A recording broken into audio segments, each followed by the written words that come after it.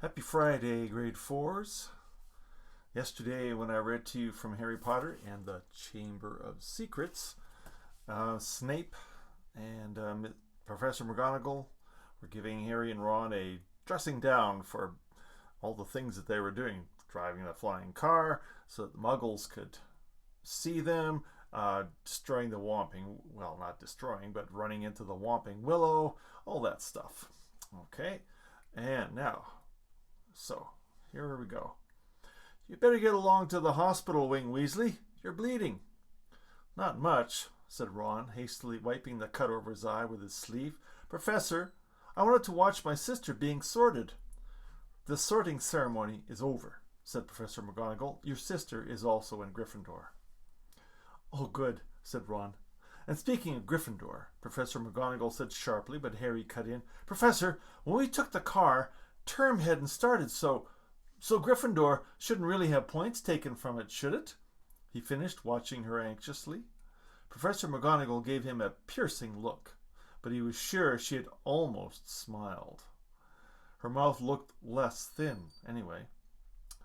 I will not take any points from Gryffindor, she said, and Harry's heart lightened considerably, but you will both get a detention. It was better than Harry had expected. As for Dumbledore's writing to the Dursleys, that was nothing. Harry knew perfectly well they'd just be disappointed that the Whomping Willow hadn't squashed him flat. Professor McGonagall raised her wand again and pointed it at Snape's desk. A large plate of sandwiches, 2 silver goblets, and a jug of iced pumpkin juice appeared with a pop. You will eat in here and then go straight up to your dormitory, she said. I must also return to the feast. When the door had closed behind her, Ron let out a long, low whistle.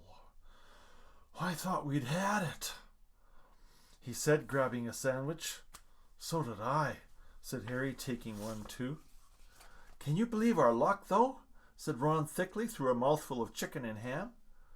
Fred and George must have flown that car 5 or 6 times, and no muggle ever saw them. He swallowed and took another huge bite. Why couldn't we get through that barrier? Harry shrugged. We'll have to watch our step from now on, though, he said, taking a grateful swig of pumpkin juice. Wish we could have gone up to the feast.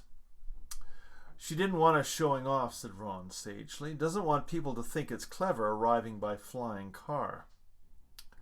When they had eaten as many sandwiches as they could, the plate kept refilling itself. They rose and left the office, treading the familiar path through Gryffindor Tower. The castle was quiet. It seemed that the feast was over.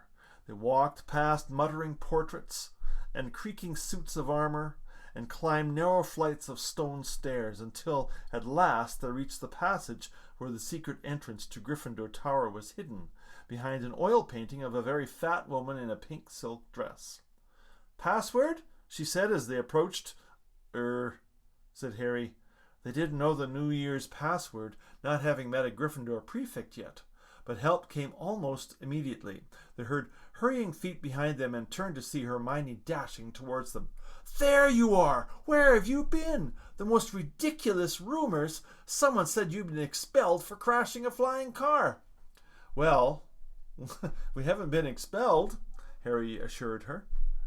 You're not telling me you did fly here, said Hermione, sounding almost as severe as Professor McGonagall. Skip the lecture, said Ron impatiently, and tell us the new password. It's Wattlebird, said Hermione impatiently, but that's not the point.